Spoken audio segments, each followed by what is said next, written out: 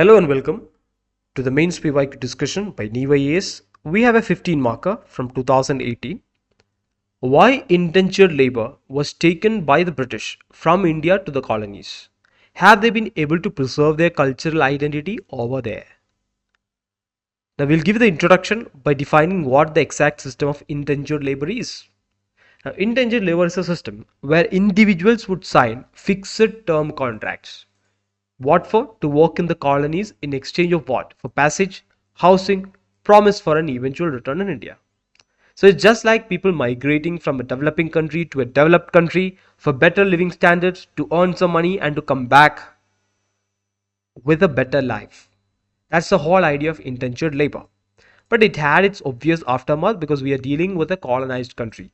And these people are taking people out, these colonizers are taking people out of the colonies, which is essentially an undemocratic system. Now see this, we have two parts. It's 250 marker. We have divided the question into two parts. First, why they were taken to colonies. That's the first part. Why indentured labor was taken to colonies. Second, were they able to preserve their identity, cultural identity there. That's the second part. First part, the first and foremost reason why this whole thing came up to be is the abolition of slavery. This happened in 1834 in Britain. UK was one of the first countries to abolish slavery. Once it was abolished in 1834, they needed people to work in the plantations. So the solution they found was indentured labor first. Second, there is famine and poverty in India, in British India. So people were willing to do this. Now, if you see this, people were willing to go to Russia and fight for the Russian army against Ukraine. Indian people were willing to do that. And Indians were willing to go to Israel as well when the war was going on. These were big news in the Indian media. Now, why it is happening? Because there is a necessity that is arising due to issues like poverty, famine, and joblessness. That's a social reason. So that is another reason. Then demand for goods in Britain. When there is demand, there needs to be supply from the plantations. If supply has to be met or demand has to be met, you need labor. So this is being filled by indentured laborers. Next step, there is reluctance of Africans to work in colonies. That's also happening. They don't want to go to the colonies or the plantations. So that's creating demand from Indian colony.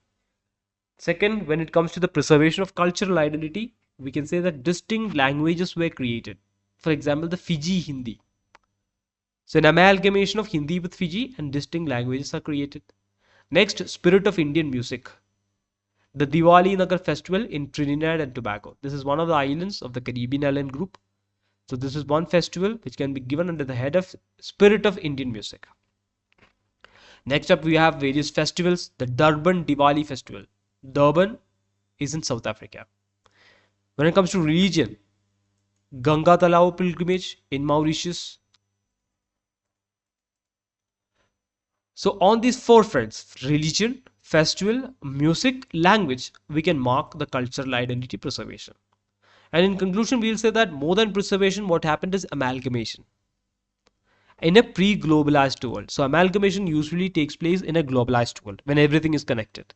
This is a pre-globalized world. At that point, amalgamation got possible because of something called the indentured labor.